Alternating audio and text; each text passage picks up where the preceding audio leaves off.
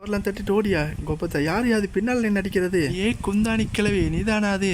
ஜோனுக்கு வெளியே நின்று அடிக்கிறியே, உனக்கு கொஞ்சமாவது இருக்குதா கோபத்தா?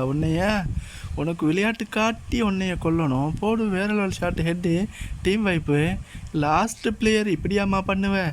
என்னம்மா இப்படி பண்ணுறீங்களேம்மா? இல்லை, எனக்கு ஒரு சந்தேகம். இந்த டீமில் லாஸ்ட் பிளேயரு இப்படி லூசுத்தனமாக ஆடிட்டு போகிறாளே, அவனை எங்கள் டீம்மேட்டு திட்ட மாட்டானுங்களா? எதே திட்டுறதா? அவளை கழுவி ஊற்றிருப்பானுங்க.